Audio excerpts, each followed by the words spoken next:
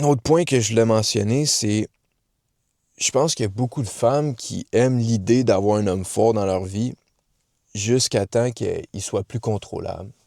Et je pense qu'il y a beaucoup de femmes qui désirent avoir dans leur vie un homme fort, mais qui peuvent toujours contrôler à un certain degré.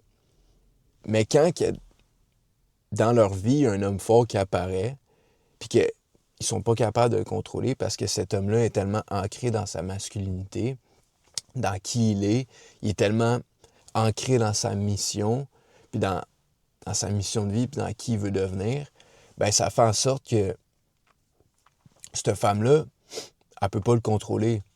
Parce que cet homme-là, il est indépendant, puis il est fort.